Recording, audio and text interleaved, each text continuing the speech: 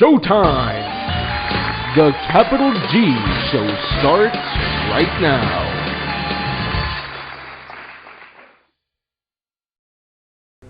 What's up YouTube, Capital G here. So you're looking at Oscar Zelaya's YCS Austin winning mono Mermail deck. Best deck of the format, confirmed.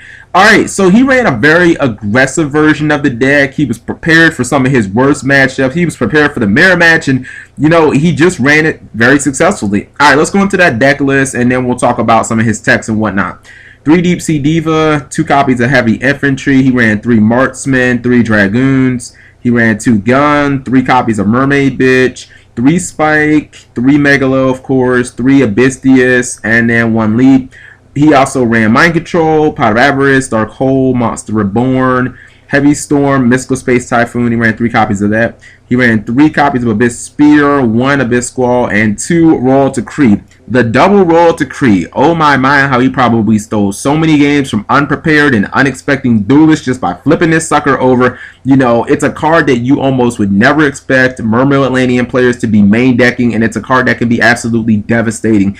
I do understand that it's going to slow your deck down a tad. You're obviously not going to be able to use your Squall and your Abyss Spirits, which are searchable by Abyss Megalo, so it's a card that you generally are going to have at pretty much any point of the game. But you have to remember, Royal Decree is going to hurt your opponent so much more than it's going to hurt you. It's not even funny. You know, the bane of this deck's existence is a little card that we like to call Macro Cosmos. It's one of the most popular cards in the entire game because you activate it and the whole deck just falls apart, and you only have 4 real ways to get out of it. I mean, you've got your Triple Typhoon, you've got your Heavy Storm, and that's pretty much it. None of your monsters' effects work because they never hit the graveyard, and then you just lose. And one of the things about Royal Decree is not only does it get rid of the macro problem, but unlike Typhoon and Heavy Storm, it actually deals with all the freaking macros that they have in their deck. I mean, if you Typhoon a macro that your opponent activates and then they draw a macro next turn, you're pretty much fucked because your Heavy Storm and MST can't cover that. Royal Decree deals with all of them. I mean, it doesn't matter how many macros they have in their deck. Once this Decree's face up, it's GG, motherfucker.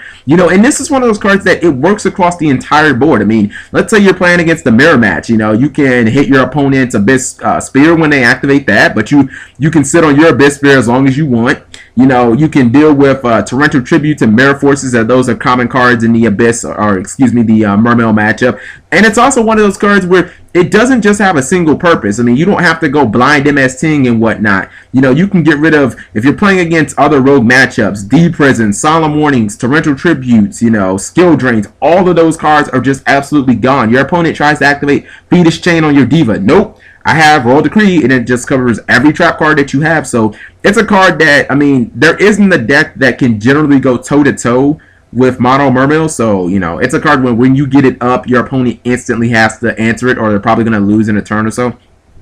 Mind Control is a card that I really like, and I never understood why players gave up on Mind Control. Like, when the deck first came out, people were running it, but outside of Xyz, I mean, the card's just absolutely bananas. You know, you have synchros in, or excuse me, you have tuners in Diva. You have a lot of synchros that you run.